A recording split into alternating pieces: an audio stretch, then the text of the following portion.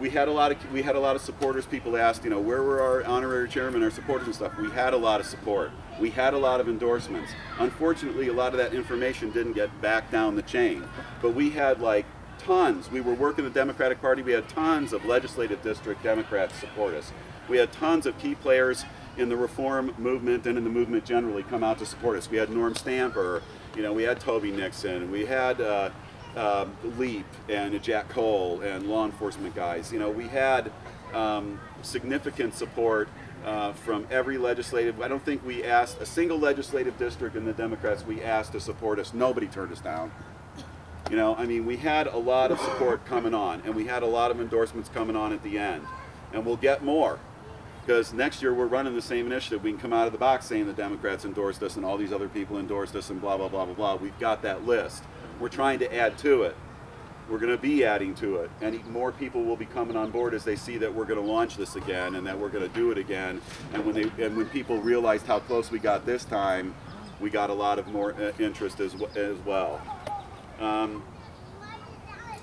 People have asked, you know, what form the organization is going to take going forward. One of the things, you know, I'm not sure yet what we're actually going to do in terms of every organizational thing that needs to get changed. The reason I'm not sure is because I haven't heard yet from all of you about the things that you want to change. And until I know about some of those things, and I've been gathering information, I met with a whole bunch of other people on Thursday. I'm meeting with more people all the time to try and hear from you what needs to change and what needs to be different about the next campaign. We've got some choices about whether we want to make Sensible Washington a 501c3, whether we want to get a board of directors. We'd have to have an additional, you know, PAC like we have now. We're a political action committee. Those are some things I'm going to be finding out more information on because I don't know enough about that stuff to talk to you guys and to make an intelligent decision. I'm meeting with some experts that can tell me more about the forms of the political organization takes moving forward. But one way or another, we can still raise money right now. We're still legal. We're still reporting. Our PDC filings are up to date. Everything is hunky-dory there. We're in compliance with everything. It's just a question of how we move forward as a legal entity, and I'll be getting information to everybody on that relatively soon. Yeah, I want to piggyback on that point. I think it's very important to be aware of how we're going to go forward as a functioning entity and learn from our mistakes in the previous campaigns. Very successful, but we need to improve the functionality of the organization. No, there's no doubt about that. We didn't get it done, like I said before, so we've got to improve, you know, what we're doing moving forward. But that's what today is all about. That's what today's all about, and that's what the other meetings are all about. But at the same time, I want everybody to know that, yeah, we did a lot. Yeah, we didn't make it, but, you know, we got heartbreakingly close, and we will make it next time. And we did it. I mean, that's another thing I just got to tell you guys. What you have done is an amazing thing. There's never been an initiative group that started up from jump and did this and did it on $40,000. We had no money, no nothing. We're counted out by everyone. It rained all over us. I mean, literally. I mean, this has just been crazy. Every single thing that could have happened. If one break had occurred, if we had gotten one break, one tiny little piece of good luck rolled our way and we would have been on that ballot. You know, that's just it. This time, though, we're not going to leave anything to chance. We will be on the ballot come hell or high water. I don't care if we have to build a damn ark. Yeah, especially with all these problems that we had this first time around, got 80% of the votes to qualify. We had an amazing, and the other thing I want to tell you guys is you did a fantastic job because we had a spoilage rate that the professional company in California that looked at our stuff could not believe it because our stuff was so accurate that we were not losing signatures.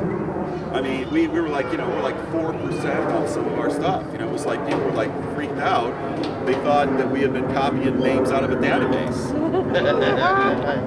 That's how good a job of signature gathering this volunteer, untrained, unprofessional organization did.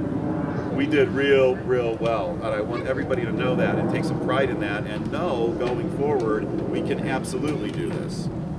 Absolutely do this.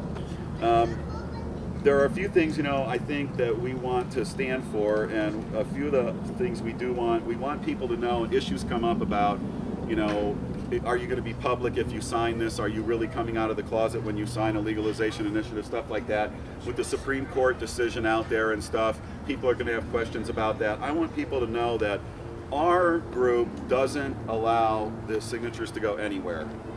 Our group doesn't allow them to go anywhere but the Secretary of State's office. We will never disclose information or people's signatures to anyone for any reason. We will never sell them. We're not going to profit off them. We're not going to market them. We're not going to sell the list. I don't care who or how much they offer us. We're not going to do it because we're in a trust position with the people that we ask to sign for us. If anybody disagrees with me, let me know, but I believe we need to support the people that sign for us, and I think we need to tell them, yeah, we won't use your stuff. We can't tell what the state will do with it or what the Secretary of State will do with it. It may very well become public if we win, but you know, we won't do anything with your stuff, and that's what you're going to be able to tell them, is that we won't do anything. So we've already been offered money for these lists. We've already been offered money. People have already approached me. They want the data. They know we didn't turn it in. They want the list. They want to see them. They want money. They want this. They want that. I've told them all. No, it's not happening. So it's only a public document when we actually turn it over. It's not a to the public Secretary of State. document. It's not a public document until it's in the Secretary of State's hands. that When was it's in my our question. hands, it's our document, and it's Yeah. going nowhere. Yeah. It's going nowhere. Very good. Will that include we're not going to use it to solicit people next year? I didn't say we wouldn't Not use it. necessarily. Well, I need you to say we wouldn't use it because the people that we talked with, I know a lot of us signature gatherers told these people they would not be receiving anything. These Yeah, people I are mean, in the closet. We are going to try and look at you know what we've got in signatures and where we got them and stuff like that, and use the data that we can mine from that. Like say, well, we got a zillion signatures at this spot, and we can identify that spot. Then we would send people back to that spot. But we're not, as of now, we don't have plans to use it in any way. Other than, you know, for us to mine internal information and know, you know, how do we do in Asotin County? Do we have any signatures The from reality Asotin is, County? if they're a registered voter, it doesn't matter if they sign an initiative or not. Next November, next October, they are going to be getting mail. Yeah. Not from us, then from a lot of other Yeah, people. they will. It's true. We can't stop that, It's and we can't stop the Supreme Court, and we can't stop the law. But what we can do is we can guarantee people we won't do it, and that's what we're doing. Douglas, just one quick question, and we're not turning over the signatures to the Secretary of State until we have enough to qualify you for the can't. ballot? You can't. Oh, You you can. cannot. Okay, They won't accept them unless you're close. And we had an interesting situation that I just explained that our signature rate was so high. They normally want you to turn in like 320,000 so you can guarantee that you're going to get there. We had pre-qualified ours. So when we were counting and we were going up, we were looking at real numbers, real signatures. So we could have turned in, you need 241.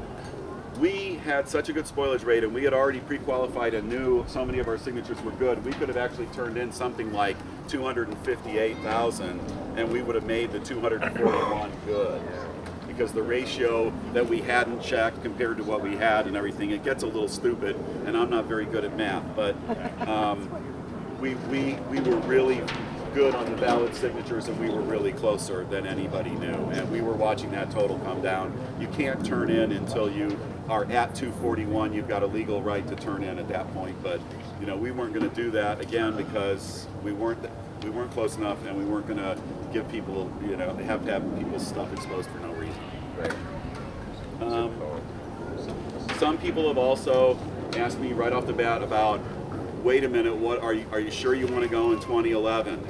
And I've thought about this, and I asked some folks, and this is one of the first things I did was put out some feelers, and some of the top, you know, political guys out there are telling me that they think that 2011 may actually work better for us than this year or 2012 because it's an off year.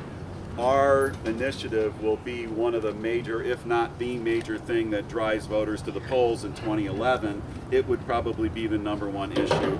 The entire election may turn into a referendum on marijuana. It could be insane.